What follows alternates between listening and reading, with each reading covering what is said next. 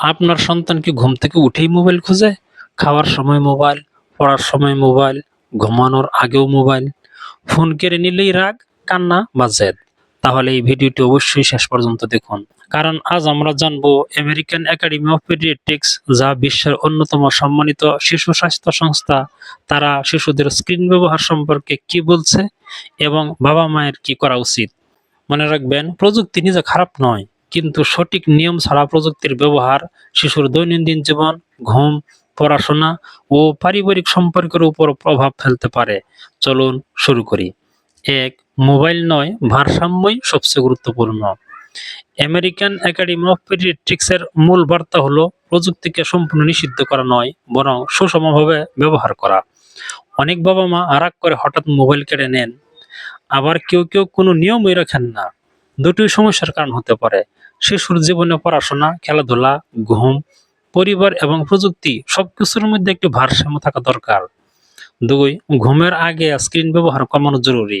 American academy of paediatrics পরামর্শ দেয়, ঘুমানোর আগে স্ক্রিন ব্যবহার যতটা সম্ভব এড়িয়ে চলা ভালো।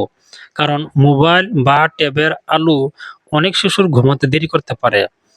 আর পর্যাপ্ত ঘুম না হলে পরদিন মনোযোগ, শেখা এবং মেজাজ সবকিছুর উপর প্রভাব পড়তে পারে।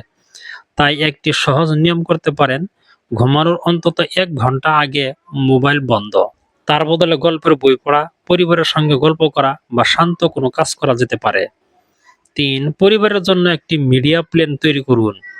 আমেরিকান একাডেমি অফ পেডিয়াট্রিক্স বাবা মায়েদের একটি ফ্যামিলি মিডিয়া প্ল্যান বা পারিবারিক স্ক্রিন ব্যবহারের পরিকল্পনা করার পরামর্শ দেয়।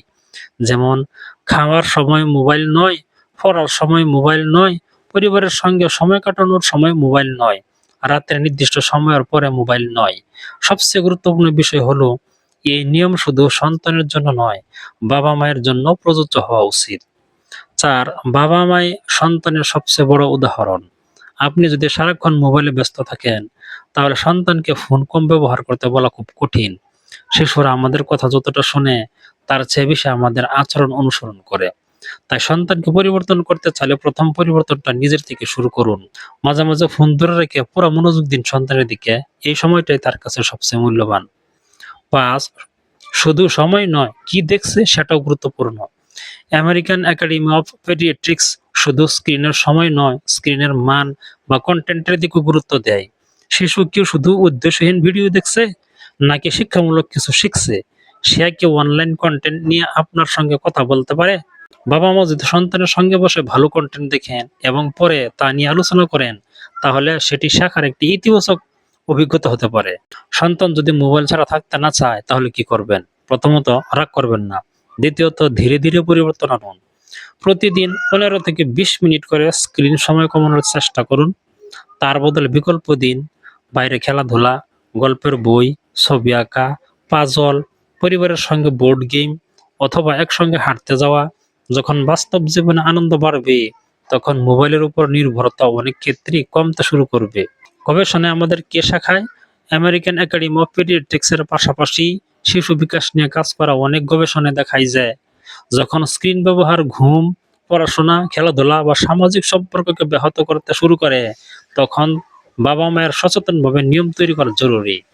তবে একটি বিষয় মনে রাখা খুব গুরুত্বপূর্ণ, সব শিশু একরকম নয়। একই নিয়ম সবার ক্ষেত্রে একইভাবে কাজ নাও করতে পারে। তাই সন্তানের বয়স, প্রয়োজন এবং পারিবারিক বাস্তবতা অনুযায়ী নিয়ম তৈরি করুন। প্রিয় বাবা মা, প্রযুক্তির যুগে মোবাইলকে পুরোপুরি দূরে রাখা সম্ভব নয়, আর সেটি প্রয়োজনও নয়।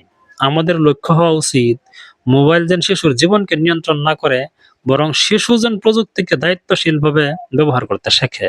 মনে রাখবেন, একজন শিশুর সবচেয়ে বড় প্রয়োজন নতুন মোবাইল নয়, সে চায় আপনার সময়, আপনার মনোযোগ, আপনার ভালোবাসা এবং আপনার পাশে থাকা। যেদিন আপনি প্রতিদিন কিছুটা সময় শুধু সন্তানের জন্য রাখবেন, তার কথা মন দিয়ে শুনবেন এবং সুন্দর নিয়মের মাধ্যমে প্রযুক্তি ব্যবহার শেখাবেন, সেদিন থেকেই পরিবর্তন শুরু হতে পারে। ছোট ছোট অভ্যাসই একদিন বড় পরিবর্তন আনে। ভিডিওটি যদি আপনার ভালো লেগে থাকে, তাহলে অবশ্যই একটি লাইক দিন। কমেন্টে লিখুন, আজ থেকে আমাদের পরিবারে স্বাস্থ্যকর স্ক্রিন ব্যবহারের নিয়ম শুরু হবে। ভিডিওটি অন্য বাবা মায়ের সঙ্গে শেয়ার করুন, যাতে তারাও আমেরিকান একাডেমি অফ পেডিয়াট্রিক্স এর গুরুত্বপূর্ণ পরামর্শগুলো জানতে পারে।